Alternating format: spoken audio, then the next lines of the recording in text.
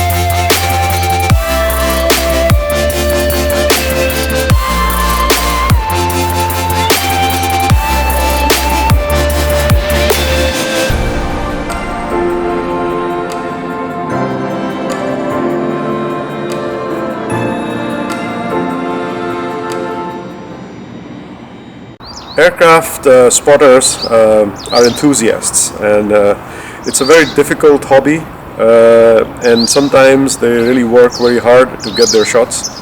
They are standing at airports for hours waiting for aircraft, and to get the right shot, it can be a game of patience. So Peter, tell me, what was the longest time you ever had to wait for getting one right shot? I know some time ago I went to Ostend in Belgium to capture the Antonov 124, which was departing there. And basically I think it departed at 10, and I was there at 10, or a little bit earlier even. And I waited, and it didn't depart. And I was like, yeah, how long do I have to wait? And then instantly it was like 12 and 13 hours, and I was like, okay, and finally the pilot showed up. They entered the aircraft, started taxiing, and then we got a beautiful takeoff right in front of us. It was really amazing. So in the end, you had a beautiful shot after all the patience, yeah? Yeah. It was really rewarding, but also, I lost nearly a full day there.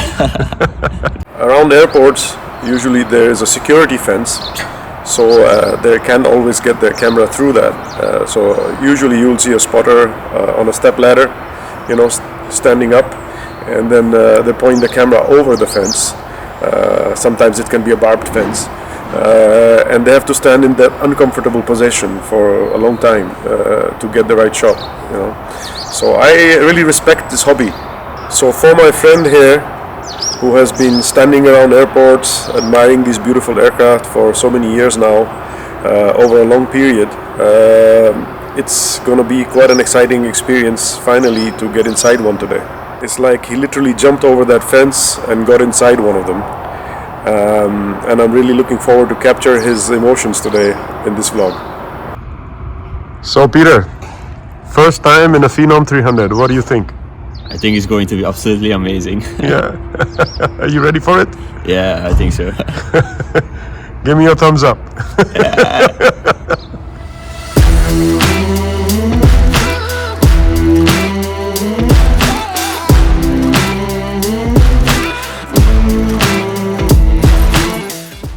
So I invited my friend because she loved the helicopter so much with her daughter yesterday, and we're going just 10 minutes away to Kortrijk. So I just told her to come along, and she's joined us. How do you feel about your first helicopter ride? I'm really excited. Thank you so much, Richie. You are the best. Thank you.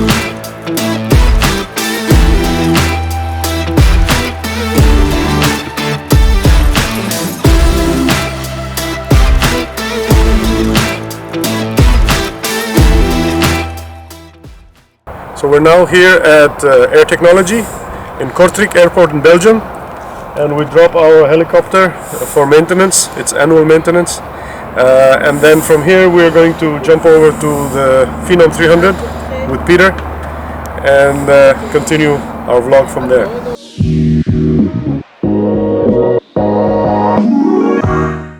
And this is the R66 like ours, which is turbine engine, and it has a Rolls-Royce 300 engine, which is the turbine version of the helicopter.